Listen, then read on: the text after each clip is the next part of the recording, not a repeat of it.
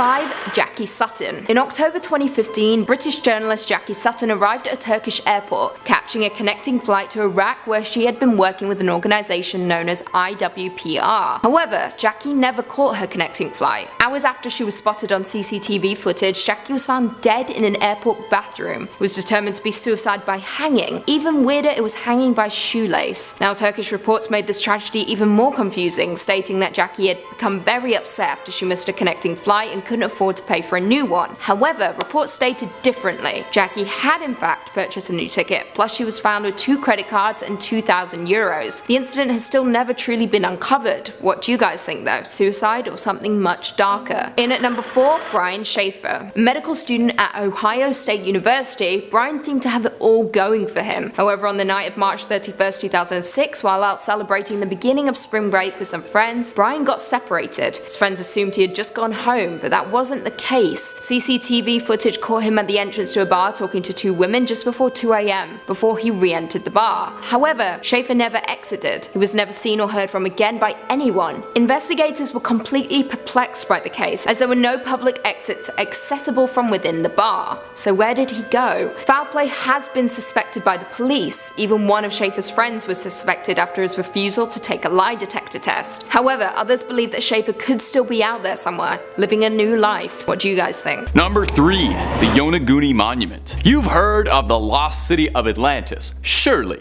Of course you have. It's one of the best Disney movies you forgot about. That's a story for a whole other video. Well, what if it wasn't the only lost underwater city out there? Have you ever heard of the Yonaguni Monument? The Yonaguni Monument has sometimes been called Japan's Atlantis, and it refers to a strange, eerie underwater rock formation just off the coast of Yonaguni Island in Japan that has had people scratching their heads for years. It's a massive structure consisting of several flat rock slabs arranged in a way that seems like an intelligent life put it together. Now, some people say that this structure could be completely natural, resulting from years of erosion and tectonic activity. Certainly, stranger things have happened, and it wouldn't be completely impossible for something to form this way, but the way it exists now, the way it sits, it seems deliberately carved out, and it seems like it was an important structure to someone. Perhaps a monument, a temple, some sign of a lost city, hence the Atlantis comparisons. Is it possible this was evidence of a lost civilization buried beneath the ocean waves, forever forgotten to history? The monument being completely submerged has been fuel for the fire of speculation. Was it always underwater? Did it end up there over time? Did the water raise around it? Did the land used to look significantly different? It makes it pretty difficult to study as well, making it just that little bit more elusive, as if it wasn't mysterious enough as is. But let's be real, it was probably aliens. It was almost certainly aliens. Number 2, the Bermuda Triangle. The Bermuda Triangle. Now there's an exquisite ancient mystery. One of the certified classics. Something that's eluded us for years and will probably continue to do so. It's been referred to before as the Devil's Triangle, and it's host to all manner of mysterious incidents and unexplained phenomena. One of the more infamous incidents linked to the Bermuda Triangle is the disappearance of Flight 19 in December 1945. 5 Navy bombers vanished during a routine training mission alongside 14 crew members. Gone.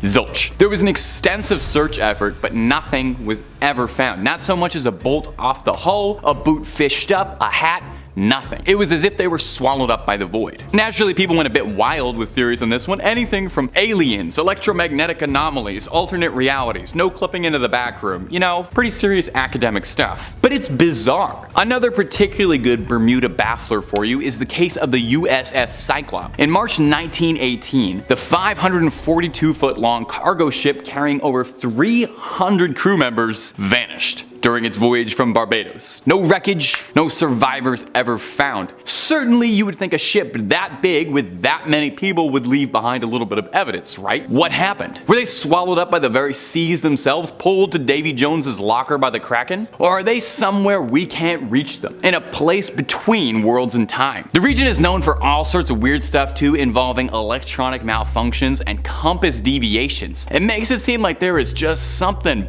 bad in the air out there. Maybe just bad vibes? Certainly seems that way. And number 1, the Dorset mass grave. Oh, this one is a doozy, and it is one of the scariest and most confusing archaeological discoveries ever found. Let me ask you, what's more fun than a barrel of monkeys? A barrel of Vikings? Well, how about a mass grave full of headless Viking bodies? No? Well, you and I find different things fun, I suppose. Way back in the yesteryear of 2008, a group of archaeologists were on a fairly routine digging operation in Dorset, a quaint little seaside town in England. They were supervising a digging operation to improve local roads and were on set to see if there was anything of note to find, you know, if they came across an old coin or an old arrowhead or something you could stuff in a museum case. For the first few days of the job, there wasn't anything particularly noteworthy discovered until they came across the mass pile of 54 entangled Viking corpses, all missing their heads. I guess they thought that was probably kind of interesting. If it was just a bunch of headless Viking bodies, that'd be one thing. But the mass grave was wrapped in confusing details. Their skulls were missing, but as well their rib cages, arms, and leg bones were all scattered around, this is disgusting, surrounded by discarded teeth. No clothes or weaponry was recovered. So what in the Allfather's name happened here? Because absolutely nothing I can imagine is pleasant. Sounds like Vikings opened up a portal to hell, went really wild with it. The teeth found around the grave had all been filed down neatly, which is very interesting. Now, it goes without saying that Viking dental surgery could not have been painless, meaning the process had to be excruciating, suggesting it was either done by a very careful tormentor or done to themselves to intimidate their opponents to show just how gritty they are. I actually don't know which of those two are preferable. They actually both sound pretty horrible. Now, as good as my theory about a bunch of Vikings opening up a portal to hell and being offered as a sacrifice is, archaeologists had some different ideas. They theorized that by looking at the wound patterns on the ribs and torso, they were surgical, precise blows, which wasn't really the kind of thing you'd expect from a rabid Viking warrior flailing around a sword in a brawl. The archaeologists thought that these men were either offered up as part of a horrifyingly sadistic ritual, or it was a big-time mass sentencing where everybody was sentenced to the death. Explains too where all the weapons and gear had gone. These men had been brought here from somewhere else and then left here for a long time. We might never know the truth behind the Dorset mass grave, and I'm gonna be honest, that might be fine with me. Some secrets are better left buried. Anyone else feel though that all those Viking skeletons, that might be like the world's most terrifying puzzle to put all that together? Morbid thought, and that's something to end the video on. In 5th place, we have the Sunken Kingdom of Cantor Gwaelod. I swear I do look up pronunciations for words, I really do. Anywho, welcome to a place that has a lot of things in common with the legendary Atlantis. Cardigan Bay is home to some outstanding coastal trails overlooking the bay, with many people saying that they can see glimmers of buildings underneath the water. And that has led to the story of the Sunken Kingdom, a city that was once thriving that had been lost to the waves due to the carelessness of a lockkeeper called Scythonen. People still claim that you can see the buildings and hear the bells ringing out to this day. So it was originally a fertile and prosperous kingdom, with no fewer than 16 heavily populated cities, and was said to occupy a lush, fertile area that laid on a stretch of land running between Ramsay Island and Bardsey Island, which is now Cardigan Bay, West Wales. But it was like low-lying. A number of steep embankments and gates have been built to protect the land from flooding. There was a system of gates to allow water to enter the kingdom in order to irrigate the agricultural pastures. The kingdom was ruled by Gwyddno Garahir, and he had made his friend Scythonen guardian of the sea defenses, a role that included making sure the gates were shut every night. However, after a night of revelry at the king's palace, Scythonen stumbled drunkenly into bed without checking that the gates were closed, and unfortunately, it happened to be a stormy night that night, and the high spring tides broke through the defenses, quickly flooding the entire area and forcing its people to escape to the hills. So, there is physical evidence that inhabited land did disappear under the waves during the period that the tale is set, as well as the stumps of an ancient sunken forest that can be seen at very low tide at Inislas. Archaeologists have also found a timber walkway dated between 3,000 to 4,000 years ago, which was probably built so locals could continue to live in an increasingly waterlogged environment. In 1770, a Welsh scholar by the name of William Owen Pugh reported seeing sunken human habitations about 4 miles off the Ceredigion coast, between the rivers Ystwyth and Teifi. Human and animal footprints have also been found preserved in the hardened top layer of peat, along with burnt stones that came from ancient hearths. In fourth place, we have the Berwin Mountains UFO, known as the Roswell event after similarities with the infamous Roswell extraterrestrial event in the US. The cause of this 1974 phenomenon is still very much up for debate, something I like to hear. So on the evening of the 23rd of January in 1974, residents of the Berwin Mountains area in northern Wales reported a loud noise and a bright light in the sky. A Ministry of Defense investigation found that there were about 5 other reports of UFOs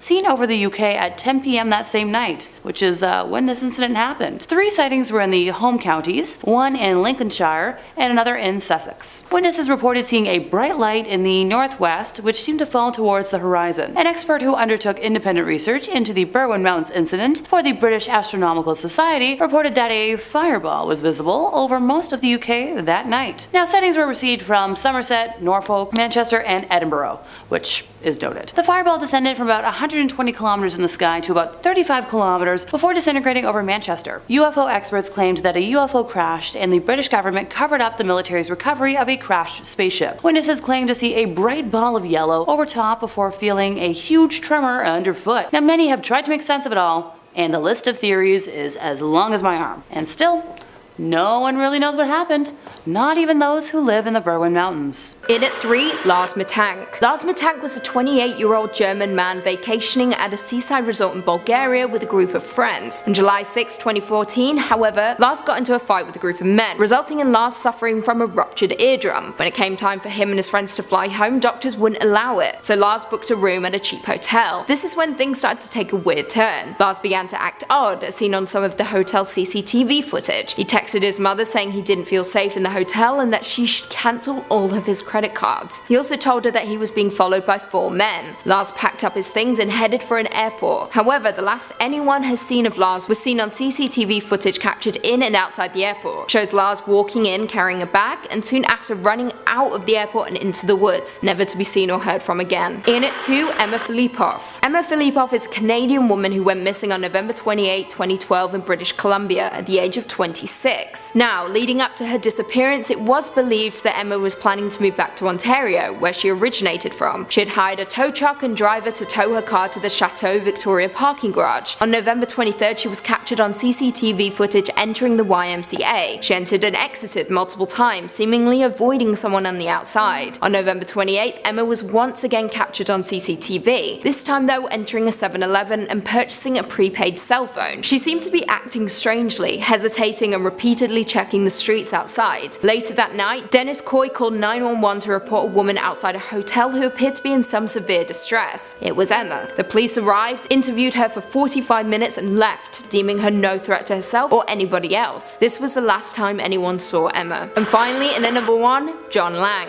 The story of John Lang is truly baffling, and one that still gets conspiracy theorists' minds going. John Lang lived in Fresno, California, and before his death was tackling police harassment. This included license plate scams in low-income neighborhoods. He would post about these incidents online, giving Lang a platform in his neighborhood. However, shortly after this began, he reported unsettling people outside his home, a van using a heat sensor camera to record him, and policemen watching him from across the street at night. Lang became increasingly more paranoid, even posting about the weird goings-on his Facebook, even hinting at his own death. A few days later, Lang's house burned to the ground, killing him in the process. Before his final moments though, Lang uploaded a video describing and showing some of the strange people stalking his home. Take a look.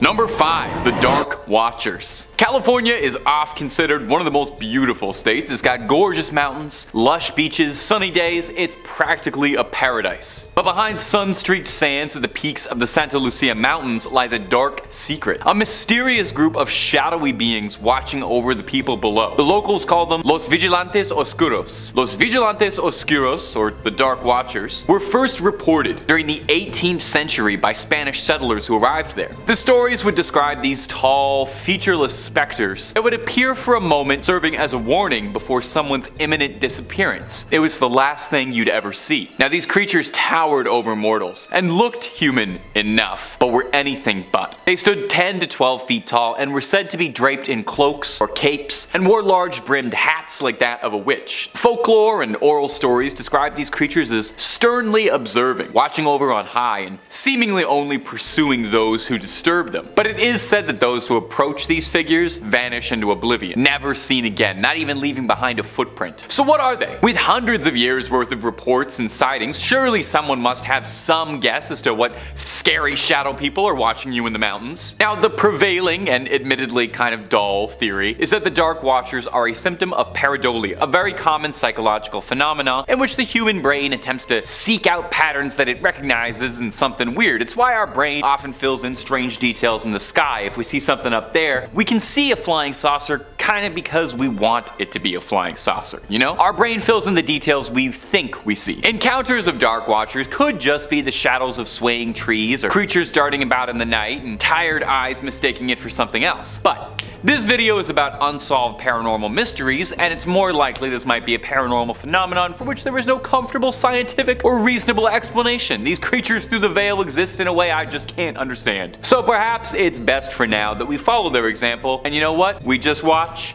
We just observe, we take nothing but photos, we leave footprints, I think that's how it goes, and we keep watching Top 5 Scary. The shadow people told me to say that. It's actually crazy, the shadow people also told me that their one wish is they want for you guys out there to like and comment and subscribe and hit that little bell to make sure you get all the videos that we put out. It's weird that they were so specific with their orders, but that's I'm just relaying what they told us. So keep on watching Top 5 Scary, but do all that subscribing business at the end of this video, because otherwise you're gonna miss the rest of the California mysteries I got for you. Number 4, the Ghost of Hollywood. The Hollywood sign is probably one of the most iconic landmarks on the West Coast. Instantly you see that and you know you're in La La Land. But did you know it might be haunted by the spirit of a Hollywood starlet who took her life years ago? Beneath the monument to Tinseltown's glitz and glamour lies a dark secret that perhaps would be better left buried. Peg Entwistle was a young actress and a Hollywood hopeful who had a dream, like many before her, to come to Hollywood and become a household name, making it big on the silver screen. She had a small career on Broadway and then traveled to California to make it in the pictures and landed a role in a picture 13 Women. Now, by the time the film had premiered to test audiences, her role was cut almost entirely down to 12 women, causing her to fall into a depression. The film released and was neither a commercial or critical hit. Despondent, Entwistle thought there was no hope for her. On September 16th, 1932, she left her home to climb the Hollywood sign and cast herself off of the H to the hiking trail below. Now, since then, hikers and visitors to Hollywood's famous landmark have reported strange occurrences around the tourist spot. Hikers claim they can smell strange perfume in the air, thought to be Peggy's favorite. Joggers sometimes claim they see an ethereal woman in 1930s with a sad expression walking down the trail. That could also just be Lana Del Rey though. One park ranger, John Arbogast, claims he sees her almost nightly whenever it's too foggy. Sees her sitting, brooding, forever trapped in the place she could never make her dreams happen. This does give me an idea though, maybe a little way to solve everybody's problems. Maybe somebody makes a movie about the ghost and the Hollywood sign, and then instead of blowing your budget on special effects, you ask her to play the ghost. She gets to star in a big movie. You get to make a movie about ghosts. She might pass on. Everybody wins. Win, win, win, win, win. Just make sure if you make that movie, I produce that, okay? So keep me in the credits. In third place, we have the death of Hugh Watson. Alrighty. Time for a bunch of wild facts. So when a barn in Landsworst burned to a crisp in December of 1976, firefighters found the body of a 77-year-old man who lived alone, had no relatives, and was last seen drinking at the local Pennyburn Hotel in Landsworst, which was a location he was known to frequent often. Pardon me, I totally forgot the part where he had been stabbed 22 times with either a pitchfork or a screwdriver, because, you know, that's totally normal and not overkill at all. So most theories actually lean more towards the pitchfork theory, and while I get he was found in a barn, that completely boggles my mind. I guess it was a weapon of convenience, but cripes. Detectives have managed to learn that the old man had mobility difficulties and walked with the aid of 2 sticks, so they believed he must have been carried into the hayloft, where he later died since he never really could have climbed up there by himself. A post-mortem investigation revealed that some of his wounds were serious, but others were superficial, suggesting that whoever committed the crime spent some time in the barn with them. That same investigation found he died from asphyxia, and over 6,000 people were interviewed in hopes of some kind of information coming to light. Detectives were drafted in from across the region to trace anyone who saw him that night, but so far, we got nothing. Who knows? In second place, we have Teggy. I swear, people need to get a lot more creative with naming their river monsters. So many monikers are just poor knockoffs of Nessie, and unknown creatures deserve better than being the equivalent of a dollar store knockoff toy. Just saying. Located in Lintigid, or Bala Lake in English, lies the legend of Teggy. Look, I'm gonna go for the English versions, folks. You've heard me butcher enough. First spotted in 1975, Teggy is thought to be an amphibian around 12 feet in length, described as a grayish brown or black in color, and typically between 8 to 12 feet long. This mysterious animal is believed to have 1 or 2 humps, a long neck, and a roundish football-sized head with a crocodilian snout. So there have been sightings throughout the years, but kind of like Nessie, nothing super substantial. A witness in 1975 claims that out of nowhere she saw a grayish object moving in the water, and whatever it was at least 8 feet long and had a small hump in the middle and was moving towards the eastern shore. So when she jumped into her car and drove to the point where she thought the object would come ashore, no sign of her. And when people pressed this witness afterwards for a description, she told them it looked like closest to a crocodile. She returned to Bala Lake the following day and found a very large dead pike on the shore with massive bite marks on it that are believed to have been left by Teggy. So another witness, going by B. Vickers, reported spotting the monster at close range in the summer of 1992. She said it was twilight when she was on the shingle beach of the lake in front of the Catamaran Club, looking for flat stones to skim over the lake's calm surface, when she suddenly turned a full 80 degrees and looked straight at the monster, who was looking right back at her. So about 20 meters away, with its black head and neck clear above the surface of the water. Ooh, fun fact time! One expert has a theory that Teggy can move overland when necessary to feed or breed in other bodies of water or use rivers, which connect to other lakes and the sea to find fresh feeding grounds or, a mate. It's also believed that she could be nocturnal. It's also believed that she could be, like a nocturnal hunter, protected by the darkness and minimal nighttime lighting that is common in rural areas of the UK. Perfect conditions for a shy and elusive creature. Hey look, this all matches up with what I've been saying about introverted sea creatures. Let them have their privacy. In first place, we have the disappearance of Trevaline Evans. So normally when a shopkeeper puts up a sign saying they'll be back in 2 minutes, they'll be back within the hour. Right? Well, this shop owner and antique dealer, Trevaline Evans, put up this sign in 1990 and, she hasn't come back. Longest lunch break ever, honestly. So she had been away during the week of her disappearance with her husband Richard, who was renovating the couple's holiday bungalow, and returned to Llangollen on Wednesday, the 13th of June. Fast forward to Saturday, the 16th, she opened her shop, Attic Antiques on Church Street, at the usual time of 9:30 a.m. and had parked her dark blue Ford Escort Estate 200 yards away. And for people like me who are completely vehicle clueless, notice how I stumbled over that because vehicles, it's just a 90s long blue car. Laugh all you want, but I constantly vex my dad with how little I can verify any type of vehicle, even though I've been surrounded with car knowledge since birth. It's not in the brain. So during the morning, approximately 25 friends and customers had called in, and according to the friends who visited, she appeared, relaxed, happy, and heck, she even made plans to go out that night. And the weather that day was sunny, according to the police, and the town center was described as, busy.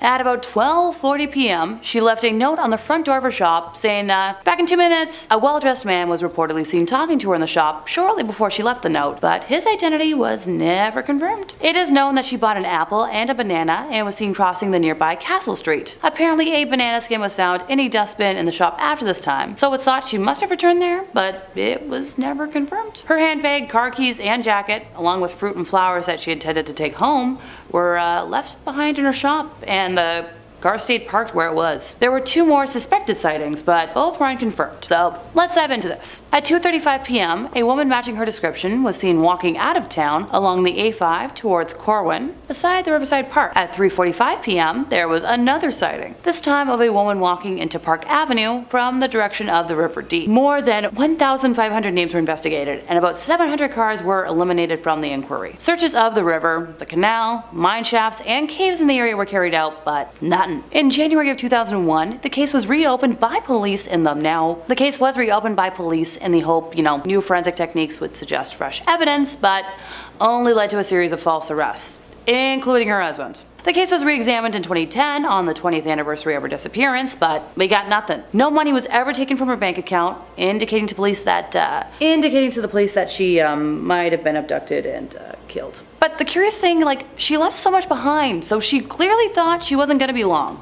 And once again, the car was parked less than 100 feet away and stayed there. To this day, the case remains open, with calls for information still being asked for over 30 years later. Hey look, stranger things have happened. I remember back in 2009 hearing about a missing youngling case from the 70s that was finally solved thanks to a deathbed confession. That's the thing. Someone obviously saw something or was involved. Well, you just gotta wait for that person to come forward. Number 5. The Ghost Bride of Galvez. To Texans, it's no secret that Hotel Galvez is haunted. The Grand Galvez, as it's known now, first opened its doors in 1911, and since then has been said to be home to all manner of haunting, but the most retold story is that of Audra, the Ghost Bride of Galvez. Audra was a 25-year-old bride-to-be getting married there. Her betrothed was a young sailor who would frequently leave her on her lonesome while he was out on a voyage. During the periods where the sea would separate the two lovers, Audra would rent out room 501, climb out the ladder to the rooftop, and wait on the rooftop turret with love in her heart for her sweetheart to return. Now, one day during a catastrophic storm, Audra was told that her fiance's ship capsized, and overcome with grief, Audra took her own life on the roof of the hotel. Tragically, as if this wasn't sad enough, her groom would arrive a few days later, eager to surprise and re-encounter his bride as he'd survived the capsizing. And although he was never able to be with her physically again, if you believe the stories, she might still linger around the premises. Visitors claim that Audra frequents the 5th floor, and in particular, her spirit tends to hang around the matrimonial suite and room 501. Some claim they hear random doors slamming, or strong currents of chills, flickering lights, the usual who's who of a ghost haunting a hotel. Other stories tell of seeing a candle lit on the rooftop, wondering if it's the ghost of Audra still waiting for her beloved to come back to her. The attendants at the Galvez claim that there's difficulties making electronic keys for room 501 since they're prone to malfunction frequently. Visitors to the Galvez go out specifically looking for Audra now, hoping to catch a glimpse of the spirit. If you ever go to Texas, be sure to check it out if you're brave enough. And if you're looking for more freaky stories, true crime, ghosts, cryptids, basically the whole 9 yards, Top 5 Scary has all of that and then some. So click on that bell and click on through and subscribe and find something to scream at.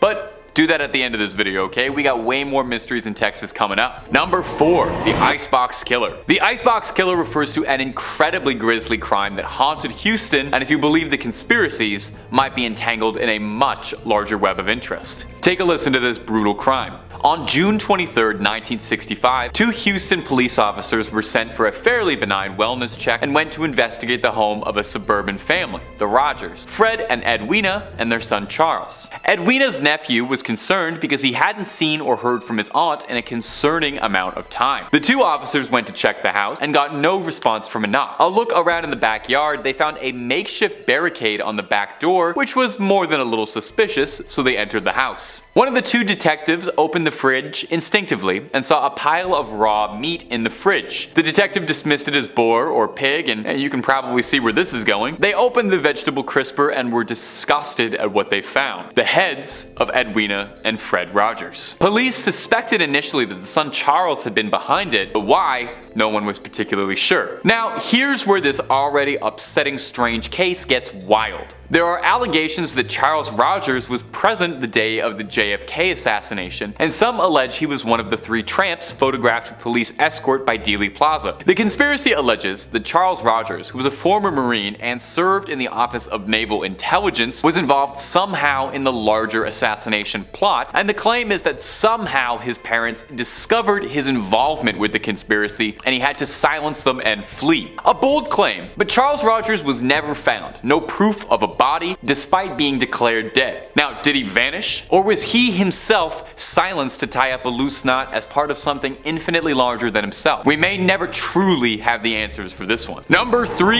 The Queen Mary. Now, this next one is a beloved tourist spot. It's one of the most famous ships in the country, and there are few ships in the United States even half as haunted as the Queen Mary, a decommissioned ship that was converted into a hotel in Long Beach, California. It's stately, it's lush, it's got all the comfort and modern amenities of being a Navy man, bursting with restless spirits. The ship was christened in the mid-30s by the Queen Mary herself. That's why they named her that. And it was retired 3 decades later. It's since been converted into a hotel where guests can go and rent out a stateroom and pretend they're crossing the Atlantic in style. Now, there are a variety of spots inside the Queen Mary that are said to be congregation points for all things supernatural and strange. Perhaps if you know already anything about the Queen Mary, the most famous is Stateroom B340. Now, this was a problem before the place was even haunted. In 1948, a passenger, Walter J. Adamson, passed away in the room under unknown conditions. Nothing really came of this event until 1966, when a woman who was staying in B340 reported that she was woken up when the bed covers were pulled away and she saw a spectral man standing at the foot of her bed, and it was no room service. She screamed and rang for a steward, but as soon as the steward arrived to assess the situation, the man had vanished. Now, guests staying in this room claim they hear someone knock at the door in the middle of the night. The Mary's maids too complain that they find water running in B340 when no one's been in it in days. People have reported all kinds of ghosts around the pool as well. There's a woman in an old wedding gown people say they see, a young boy in a suit, a cloud of steam appearing out of nowhere, and then a girl in a blue and white dress who disappears in an instant, or maybe it's a gold and black dress, I'm not sure. Whatever the case, there's so many ghosts up in the Queen Mary, it's definitely worth checking out if you've got an EMF reader in your suitcase when you're going to California. Number 2, Griffith Park. Now, if you're a real avid cinephile, a student of the silver screen, perhaps you'd recognize Griffith Park for its use in a ton of Hollywood productions. The sprawling, rugged, mountainous set is home to a lot more than memorabilia for Hollywood. It's also said to be home to spirits and haunted by a century-old curse. It's said to have started all the way back in 1863, when Donna Petronilla, the niece of land baron Don Antonio Feliz, was cut out of her will. She was spurned and placed a hex on his land and cursed him for this indignation. She vowed that the land would never turn a profit for him, and that as long as he lived there, he would suffer misfortune until his untimely death, and anyone who was stupid enough to own the land afterward would get the same treatment. Now, local historians say the man who negotiated the ranch's rights was slain in a saloon duel, and the land's new owner was fatally struck by bandits in Mexico, so not looking good. A wealthy industrialist would end up buying up 4,000 acres of the land in the 1880s, but he ended up donating the land to the city of LA after strife and all sorts of malfeasances were causing problems with his ownership. He ended up striking his wife in a rampage. Now, she survived, but he went to prison for 2 years and passed away almost immediately after his release. Pretty suspicious, pretty strange. The landowners all died in rags, their reputation tarnished, and now that it's LA property, Griffith Park wasn't making anyone particularly rich. Was Donna Petronilla's curse that effective, or just a series of sheer coincidences? There are some who say Donna still watches over the land, ensuring her vengeance is carried out forever. Some visitors to Griffith Park claim that they see her spirit haunting the ground. Her vengeful ghost is said to appear as a lady in an all-white dress who materializes before locals for a moment. And number 1,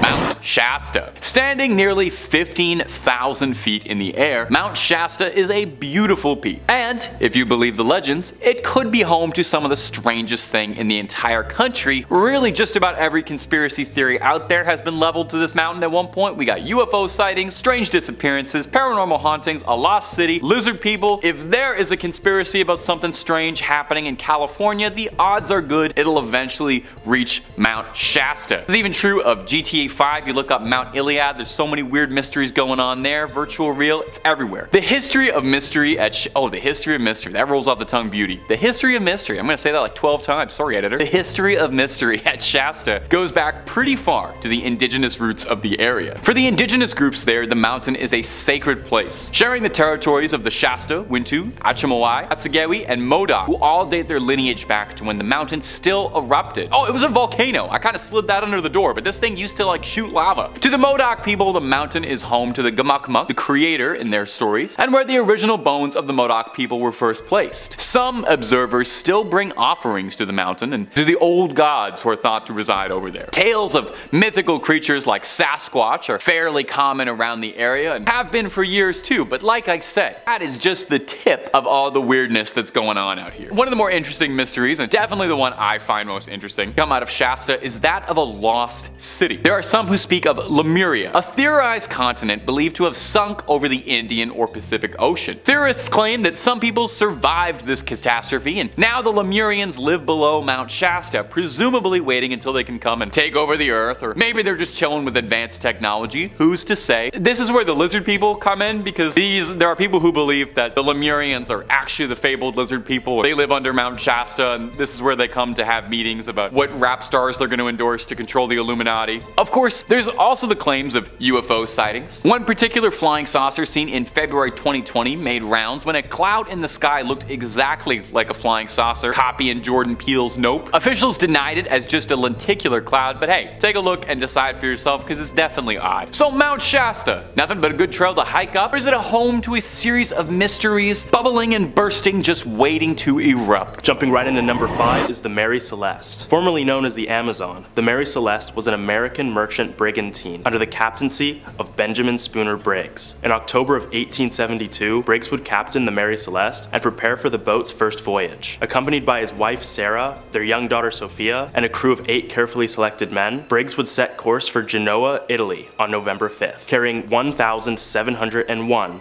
barrels of booze. Days after their departure, another brigantine from Canada, the Dei Gratia, would set course for Gibraltar, following a similar route to the Mary Celeste. On December 4th, 1872, the helmsman of the Dei Gratia reported that a strange vessel was heading unsteadily towards it from about 10 kilometers or 6 miles away. The unidentified ship's strange and erratic movements tipped off to the Dei Gratia's captain that something was wrong, and the Canadian brigantine would proceed with caution. As the mysterious ship drew close, members of the crew noticed that there was no one on it, and when it wouldn't respond to any signals sent to it from the Dei Gratia, 2 crew members would board the ship in order to investigate. It was at this point that the pair would find out that this mysterious empty ship was the Mary Celeste. The sails on the abandoned brig were set in poor condition, much of the rigging was damaged, ropes hung loosely over the sides, the compass was broken, a significant amount of water was found in the boat, and its only lifeboat was missing. However, all of the ship's cargo remained relatively intact. The 2 crewmates also found the ship's daily log in a cabin. Its final entry dated at 8 a.m. on November 25th, 9 days earlier. The log places the Mary Celeste's last known position nearly 750 kilometers, which is 400 nautical miles,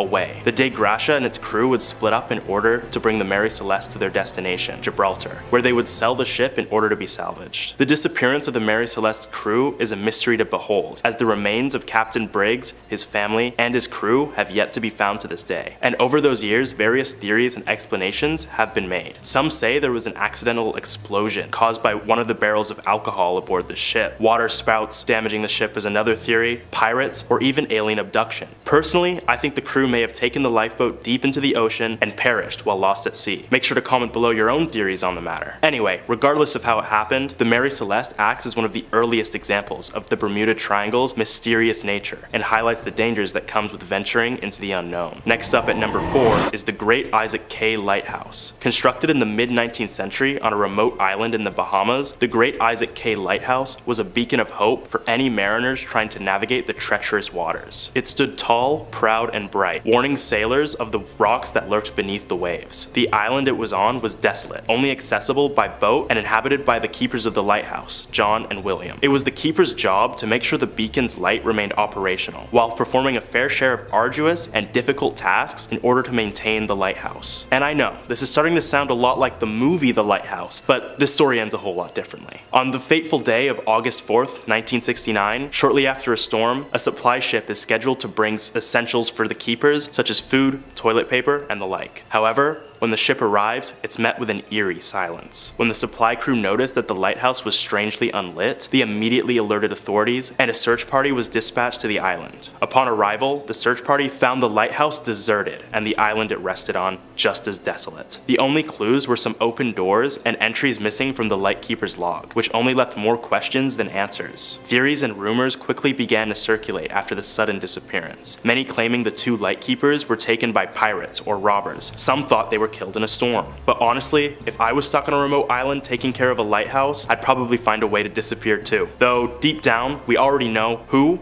or rather what, was to blame: the mysterious nature of the Bermuda Triangle. A year after the incident, the Great Isaac Cay Lighthouse was made to be automated so that no other inexplicable disappearances could occur again, and John and William were never seen or heard from again after the incident, marking another unsolved mystery stemming from the Devil's Triangle. Number 3. UFO sighting. In December 29, 1980, Betty Cash saw something on the outskirts of Houston near Dayton that would change the course of her life forever, as she made a close encounter of the third kind. She was driving her friend Vicki Landrum and Landrum's grandson home one night at 9 p.m. when the three of them noticed a bright light in the sky. Betty Cash described it like this: "We didn't know what it was, but we knew there was something that was lighting up the sky. We all began to feel heat, and all of a sudden Vicki screamed for me to stop. When I stopped, I went forward and her handprint was embedded in the dash of the car, and I thought, well, I've got to see what this is. So I got out, I walked towards the front of the car, and I stood there looking up, trying to figure out what this object was. Then a diamond-shaped object appeared with flames shooting out. The heat was tremendous. When I reached for the door handle, the door was so hot I couldn't even begin to open it. The only thing I was thinking was, are we gonna get out of here alive? And then seemingly as soon as it appeared, it disappeared, and Landrum stated that moments later, a large squadron of black helicopters soared over the area.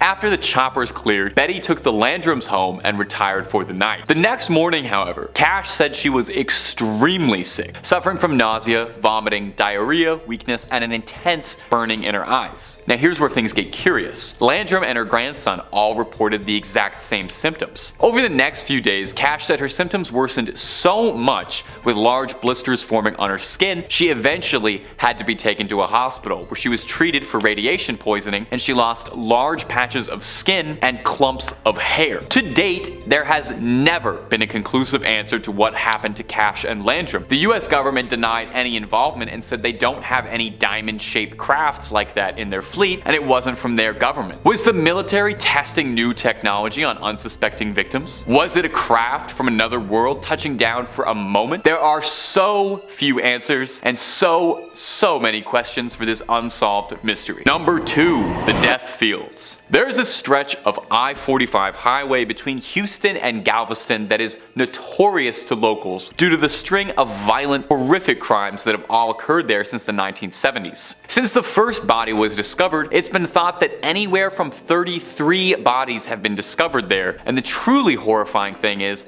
how little police and authorities seem to have on this case. Initially, detectives believed that this work was that of a serial killer, due to the sheer number of bodies being found in the area, but over time some have wondered if it could be multiple criminals. Most of the victims have been young women, typically around college ages. The FBI has said that the agency's behavioral experts have created a profile of a possible killer, but there are no known witnesses to any of the crimes and no common person to connect them all. An official statement that was given by the FBI said that the signs point to one killer, although multiple killers can't be ruled out. Given the nature of the area where the bodies were found, it was likely someone with roots in the area, someone who would have known these fields were a good place to hide a body. In 1998, a man named Edward Howard Bell was arrested and claimed to have been involved in the deaths of 11 girls in Galveston County. And although he was a suspect in the aforementioned I-45 case, police unfortunately didn't have enough evidence to tie him to those larger crimes. Only one death on the I-45 was ever convicted, when Louisiana police arrested Kevin Edison Smith in 2009 on a completely unrelated charge. A DNA test found that it matched the body of a girl who had disappeared from Texas in 1996 and whose body was tragically found on the I-45. From this confession and conviction from two different criminals, it's suspected that multiple people were involved in these grisly crimes. Hopefully one day this case can be closed for good and the I-45 can go back to just being a highway. And number 1, the servant girl annihilator. Perhaps one of the most infamous criminals to ever live in Austin, and to this day is still anonymous and possibly will forever. The servant girl annihilator, absolutely brutally named, I cannot believe they called him that, was a serial killer who preyed on young women in Austin between 1884 and 85. He is thought by some to be America's first serial killer, hardly a badge of honor if you ask me. He attacked wantonly, and despite his name, he was not exclusively targeting women. He fatally attacked 7 women, 1 man, and additionally seriously injured 6 women and 2 men. All of his victims he would attack indoors while asleep and then would finish the job outside, leaving them to be found. His victims were all posed in similar manners and were all found with a sharp object inserted into their ears. Texan lawman started a manhunt for the criminal, arresting 400 men in the year of 85 in a desperate attempt for any leads on who was terrorizing the community. Interestingly, the top theory of elected officials at the time is that the servant girl annihilator couldn't possibly have been committing all of these crimes by himself as one lone deranged criminal, but rather an identity shared by a group of men carrying out heinous acts all together. Now, in the end, no one was ever successfully accused of being the servant girl annihilator. And what happened to him was additional police patrols and civilian militias around Austin ended up scaring the annihilator off. Or so you think. A theory, although an outlandish one, is that the servant girl annihilator would move to London to continue his crimes, as 3 years later the Whitechapel killings would start and Jack the Ripper would terrorize the streets of London, leading to some people suspecting that maybe these 2 lunatics were connected in a way. Think about that, a globe-trotting serial killer wasn't content with just one, had to move, get 2 different scary nicknames. Imagine if both your nicknames were servant girl annihilator and Jack the Ripper. A little much for one guy, if you ask me. Number 5. D.B. Cooper. One of the most infamous disappearance cases in history, and I'm gonna be honest, probably my personal favorite unsolved mystery of all time. If you haven't heard the story of the real-life daredevil heister, Mr. D.B. Cooper, you're in for a treat and then some. Depending on your definition of success, you could argue D.B. Cooper might be the most successful criminal in history, since not only did he get off with quite an impressive take, but he got away with all his crimes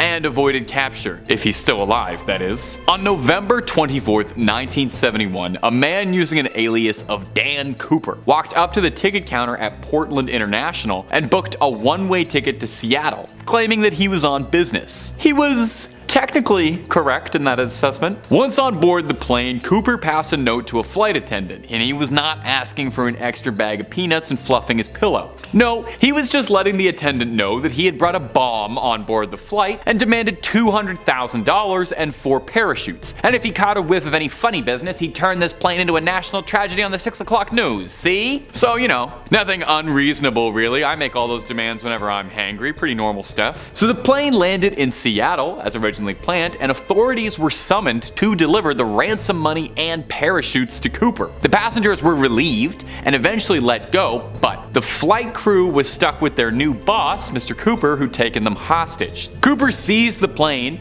planning a flight path to Mexico City, but midway through the flight, Cooper, who was a huge fan of the film Point Break and wanted to pay homage to it, jumped out of a plane with all of the money. D.B. Cooper jumping out of that plane with a suitcase full of money would be the last time anyone ever saw him. He jumped out of that plane and into the stuff of history book legends, the Hall of Fame of heisters. Move over, Payday Crew, this guy's got you beat. Despite extensive searching, not a hair of D.B. Cooper ever turned up. Some speculate, rather bluntly, that perhaps he miscalculated the angle and splattered somewhere across the northwest and the heist wasn't as impressive as we thought, while others imagined that he got off easy, he's knocking back Mai Tais on a Hawaiian island, enjoying the spoils of his loot. But who was the guy to begin with? A career crook on one last job? Someone trying it out? Someone snapping? Several theories suggest he was ex-military, special forces, which would explain his proficiency. In fact, the leading hypothesis is that he was ex-military. We may never know who the real D.B. Cooper is, and that's fine. That's the way he'd want it. And if we don't know who he is, it makes it that much more fun for us. He could be any one of us. He could be you, he could be me, he could be...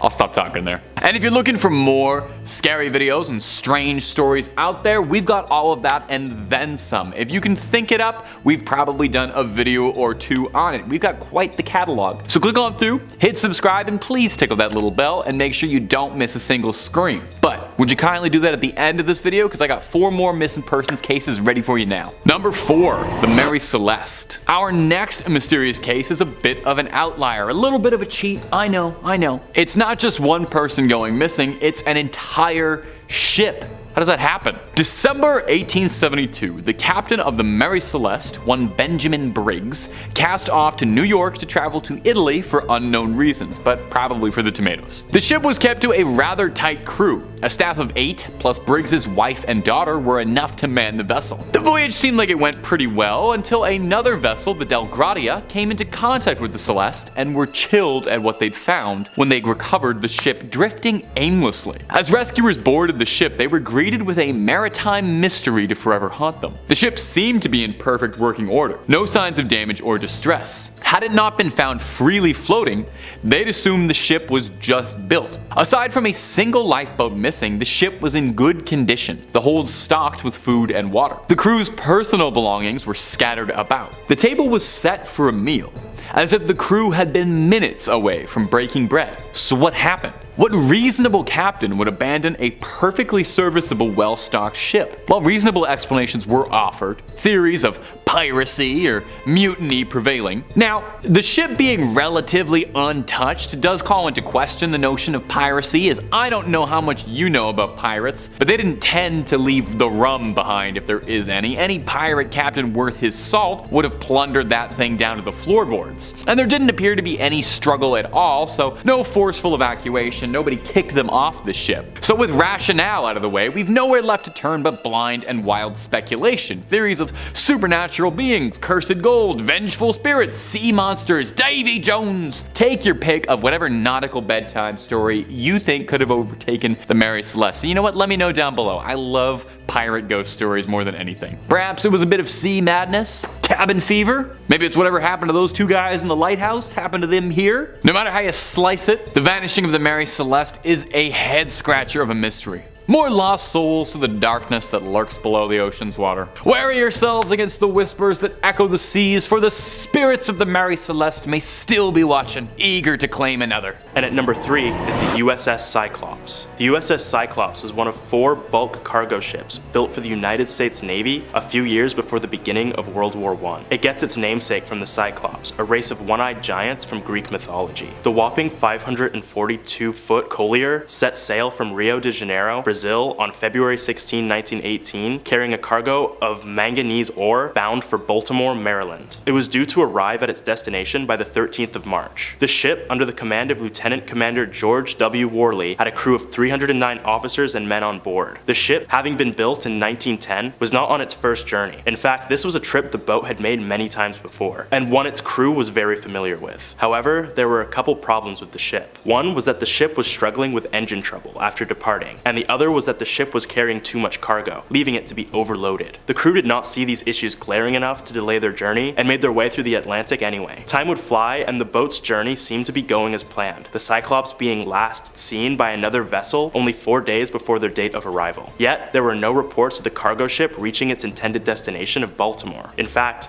the ship was nowhere to be found, and contact with the rest of the US Navy and the world had been completely cut off. This was during World War I. The original assumption of most was that the USS Cyclops had been destroyed in combat. However, there was never a distress signal sent from the ship, nor were any remains found of the ship. Even after a thorough search of the area it was last known to be, these remains were still not found. It had completely disappeared. Reports indicate that there was a violent storm around the area that the military vessel would have been a day after it was last seen. A common theory behind the USS Cyclops vanishing is that the terrible storm sank the boat, as it was already suffering from engine troubles and was overloaded with cargo. Though, that still doesn't explain the lack of any remains or signals sent by the crew, but the mystery doesn't end there. The same exact vanishing would happen to 2 of the Cyclops' sister ships, Proteus and Nereus, during World War II. They would both disappear without a trace like the Cyclops before them, both within the Bermuda Triangle. Speaking of World War II, is Flight 19 at our number 2 spot. Flight 19 is the codename of a training mission that would happen on December 5th, 1945. It was comprised of 5 bomber planes taken from the Naval Air Station Fort Lauderdale in Florida. Flight 19 was tasked with navigating a triangular route over the Atlantic, known as the navigation problem number 1 before returning to base. Weather conditions were reported reported to be clear skies and calm winds. Sounds simple enough, right? Think again. Because shortly after takeoff, radio transmissions from the 5 torpedo bombers indicated the pilots were disoriented. They claimed that they couldn't identify their location at all. The flight instructor at the time, Lieutenant Taylor, told the team that he believed that they were flying over the Florida Keys, an incorrect calculation that would send them off course and towards the Bermuda Triangle. Radio control would continue to try guiding the pilots back to base, but things started to go wrong when radio contact with Flight 19 suddenly came to a stop. I'm sure by now you know the story. A massive search and rescue operation was launched involving several aircrafts and ships, but no trace of Flight 19 was found. In fact, during the search for Flight 19, another aircraft vanished without a trace, adding to the mystery. Many blame the disappearance of Flight 19 on natural magnetic anomalies and unexpected storms, but the truth to where those 14 crew members on the training mission went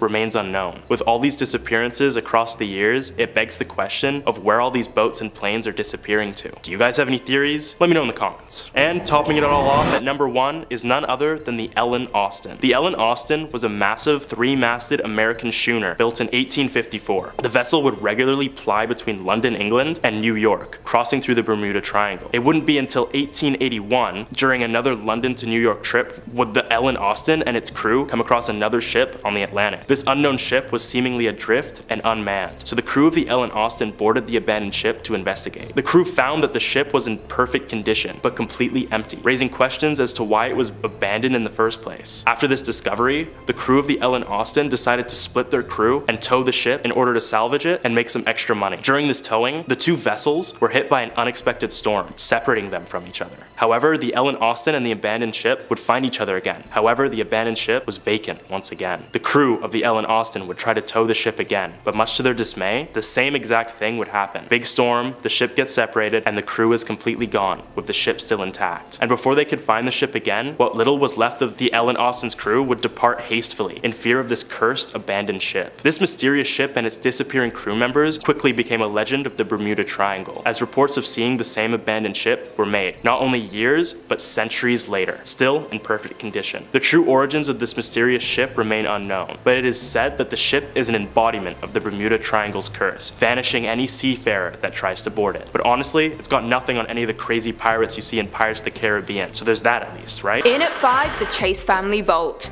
The first account of the Chase family vault incident was published in 1883 in James Edwards Alexander's Transatlantic Sketches. According to the writer, Mrs. Goddard was buried in the vault in 1807, followed by Anne Marie Chase in 1808 and later Dorcas Chase in 1812. However, following the death of Thomas Chase, the vault was once again opened. But what was discovered baffled everyone. The caskets of the Chase girls were said to have been disturbed, having been tossed from the place, left in a very confused state. A similar incident was found to have occurred upon opening the vault for 2 burials in 1816 and 1819. It had been stated, I quote, "Each time that the vault was opened, the coffins were replaced in their proper situations, that is, 3 on the ground side by side and the others laid on them. The vault was regularly closed. The door, a massive stone which required 6 or 7 men to move, was cemented by masons, and though the floor was sand, there were no marks of footsteps or water.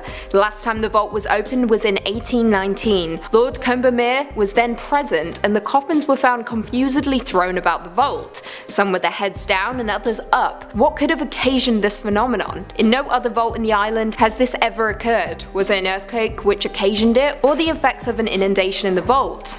End quote. What are your theories? Were the spirits of the Chase family not yet at peace, lingering within the sealed-off vault, desperately seeking to escape? Or was something less sinister at play? An earthquake? A very strong jokester? No one will ever know. In at 4, Jeffrey Daniels. On November 10th, 1997, a man in his late 30s checked into a Super 8 motel in Aiken, South Carolina. He paid in cash but left no name, stating to the staff that he wanted to leave all that behind. That night he ordered food, but when it arrived he did not answer the door, and a do not disturb sign was seen hanging on his door with a handwritten note that read, "I am not responsible for the consequences." 3 days later his body was found. He had committed suicide. However, his method of death had never been released released to the public, which has posed many questions. No identification was discovered at the scene, only 2 bottles of antidepressants. However, the labels were removed. Upon investigation, it was discovered that the mystery man had stayed at a number of local hospitals following a handful of failed suicide attempts. The only name he gave? Jeffrey Daniels. He supplied a social security number and a New York address, however both were fake. The mystery man's true identity was never discovered, or why he so desperately sought to remove his existence and leave behind all evidence of his life. Number 3. Frederick Valentich. Our next mysterious case is Frederick Valentich,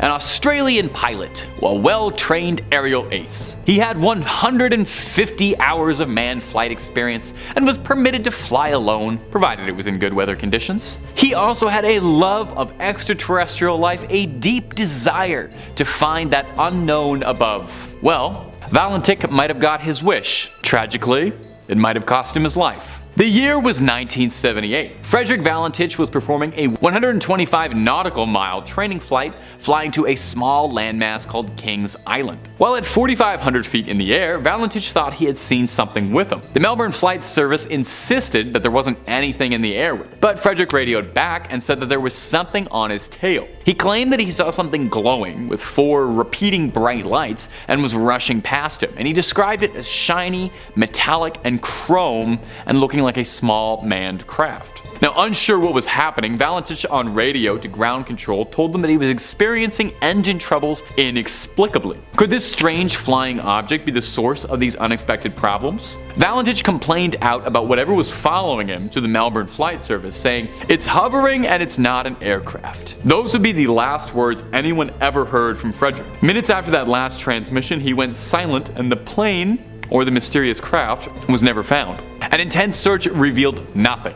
No sign of the man. The only lead was a local farmer alleging that the day Frederick disappeared, he saw what looked like a civilian aircraft seemingly fused with what looked like a saucer. The farmer told authorities he was worried about being dismissed as a crackpot, so he didn't tell anyone what he saw that day. What do you think? Should he have checked his eyes better? Or was he perhaps the last person to see the remnant of Frederick Valentich before he was carried off into who knows what? Number 2. Michael Rockefeller. When Michael Rockefeller was born, he was born with a silver spoon to a lineage of millionaires in the late 1930s. His great-grandfather, one John Rockefeller, is one of the richest men to have ever lived. The Rockefellers had hoped that Michael would follow them in the family business. Michael, however, had other ideas and wanted to use his millions of dollars to goof off and take it easy, which is what most of us would, I think. Michael had wanderlust in his heart and a deep interest in anthropology, specifically focused on Nigerian, Mayan, and Aztec cultures. Michael's father sat on a board of a museum in New York where Michael would discover this passion, hoping to one day open a collection of indigenous art in New York. After some discussions with the Dutch Museum of Ethnology, terrible name, Michael had decided he would set out to the massive island off the coast of Australia, at the time known as Dutch New Guinea. In 1961, he set off to collect the art of the Asmat people who lived there. It would be a one-way trip. The Asmat people that he was going to study were very disconnected from the rest of the world. They had previously seen Dutch colonizers, but otherwise they weren't getting a ton of visitors. The Asmat believed that the land beyond their island was inhabited by spirits, and they saw the Euros and the Americans as supernatural beings that had come over from across the sea. Michael and his team were allowed to study the people, but were banned from purchasing or taking anything, which held a great deal of significance to the Asmat. Nonetheless, Michael was thrilled with everything he'd been finding and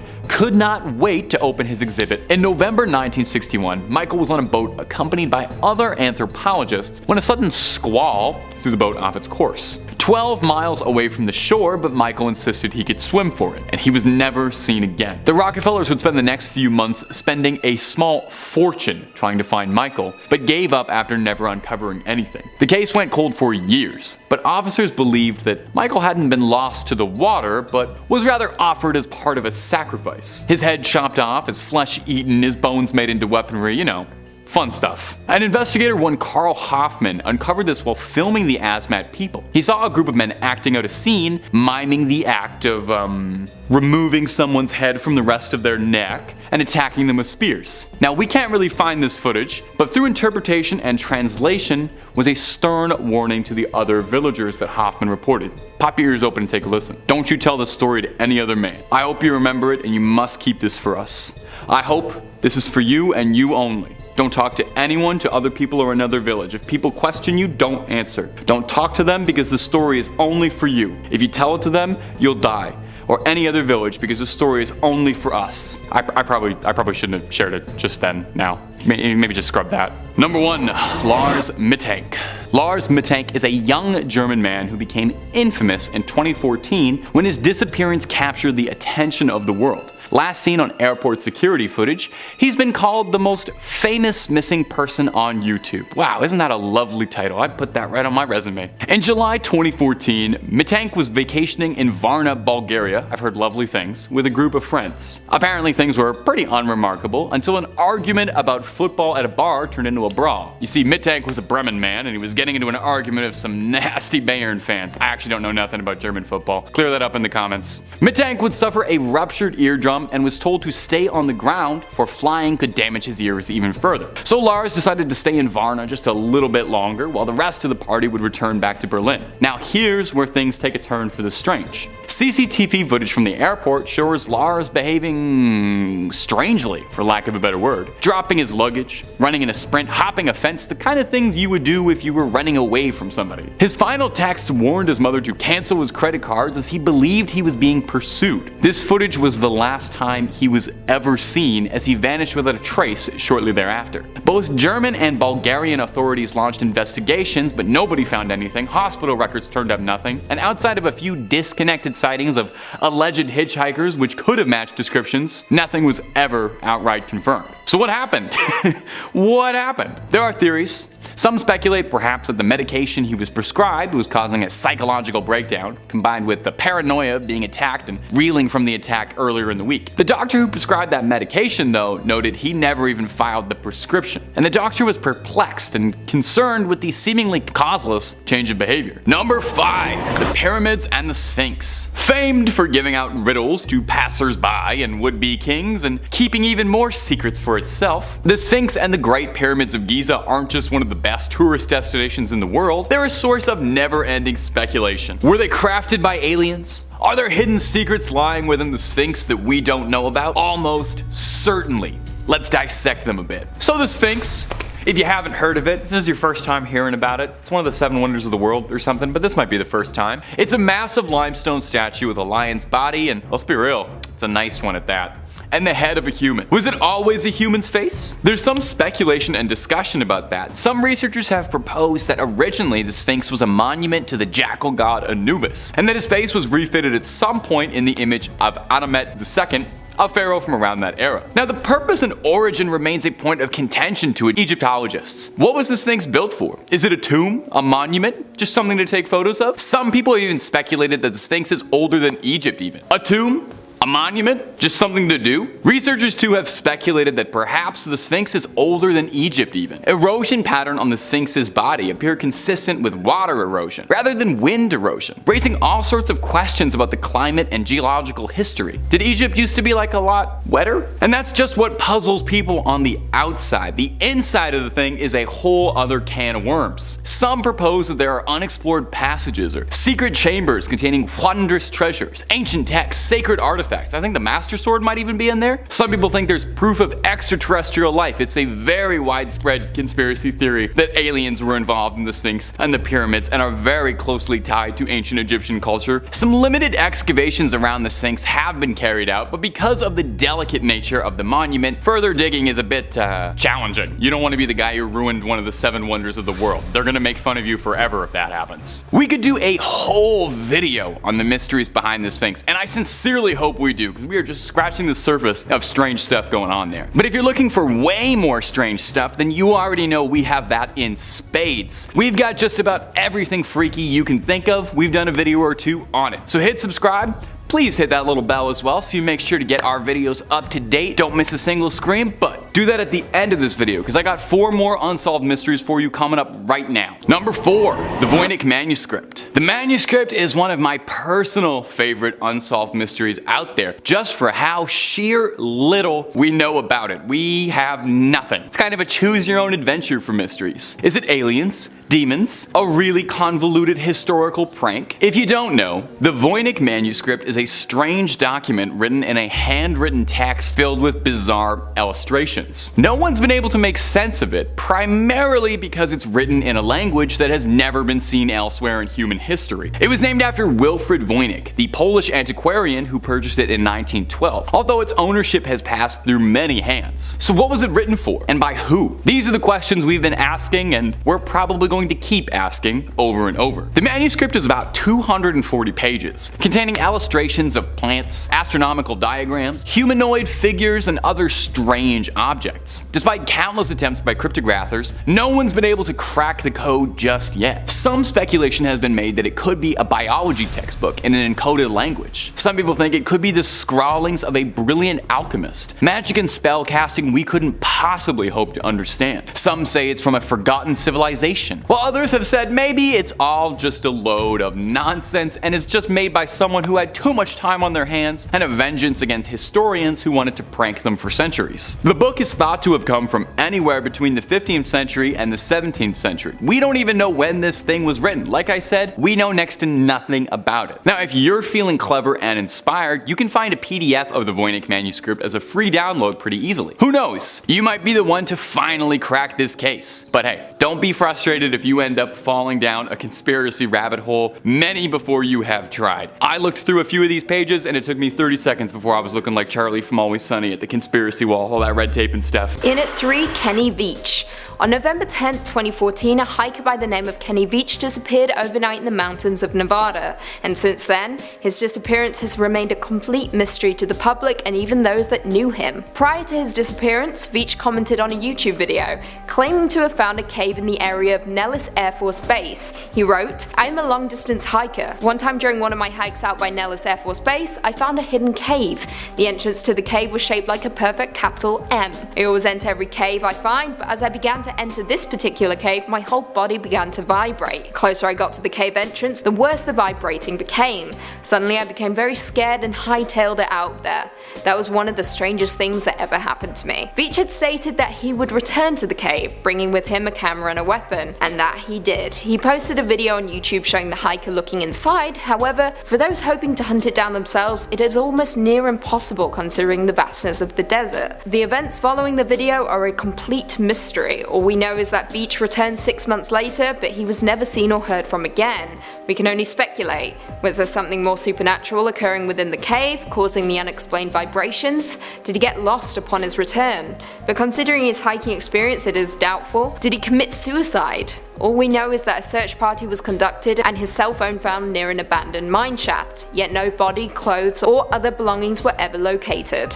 In at 2, Eilean Mor lighthouse keepers. Eilean Mor is a remote island located within the Flannan Islands. It is completely uninhabited, aside from one lighthouse that once housed a group of keepers whose unexplained disappearances left the world stunned. The island has always sparked interest in people due to the supernatural superstition surrounding it. The islands were named after Saint Flannan, a 6th century Irish bishop who built a small chapel on the island in hopes to deter the spirits he believed haunt the isolated spot. Now on the 26th of December 1900, a small vessel was making its way towards the Flannan Islands. Its destination, Eilean Mor. The vessel was carrying Captain James Harvey and a replacement lighthouse keeper, Joseph Moore. As the vessel drew closer to the island, the pair were surprised to find that no one was there to greet them. They even sent up a warning flare to attract their attention. However, there was no response. As they made their way up to the lighthouse, they immediately noticed something was awry. The door was unlocked, coats missing, and chairs were overturned, as though someone had left in quite the hurry. The island was searched, but no one was ever found, except for a lighthouse log belonging to Thomas Marshall. The last entry was on December 12th. He wrote of severe winds, like a which had never been seen in 20 years. He also noted that one of the keepers had been very quiet and the other crying. What makes this log entry particularly peculiar is that there were never any reports of a storm hitting the island. In fact, the weather was calm. Eventually more clues were found. Ropes hewn over rocks which held a brown crate. Perhaps the keepers were attempting to retrieve supplies before a wave washed them all out to sea. I guess we'll never know. And finally, in at number 1, Elisa Lam. Arguably the most infamous unsolved mystery floating around on YouTube, many internet dwellers have attempted to solve this unexplainable death of a young Canadian girl at the Cecil Hotel, but none have been able to crack it. and I doubt they ever will. On February 19, 2013, the body of Elisa Lam was discovered atop the infamous hotel in downtown Los Angeles, floating in the building's water tank, completely naked. Prior to the grisly discovery, Lam had been reported missing at the beginning of the month, and her body was only located after tenants had reported issues with the water supply in the hotel. The root cause? Lam's deceased body floating within it. The discovery was truly horrifying, and the way in which her body was found has left more questions than answers. However, it's not the most disturbing thing that emerged out of this bizarre case. A CCTV video began to float around YouTube of Lam's final moments, which featured her in a frenzied state inside of the hotel elevator. In the disturbing video, Lam can be seen hitting a number of different buttons on the elevator panel, yet the door was never closed. Whether down to a malfunction or something more sinister, Lam's behavior is what sparks the most intrigue. She stands in the corner, almost hiding out of sight from whoever or whatever is on the other side of the doors. She then steps out before quickly stepping back in again, and then eventually leaves the elevator entirely. Now, many theorists on the internet have noted that a shadow that does not belong to Lam can be seen outside of the elevator doors. Personally, I haven't spotted anything, but that doesn't mean that she was completely alone. Now, back to the discovery of her body. Once retrieved from the water tank, it appeared to have decomposed and was bloated, showing hints of green and even marbling on the abdomen. However, there were no signs of foul play or suicide, which left medical professionals completely baffled. I don't think we'll ever know what truly happened to Elisa Lam, but what do you guys think?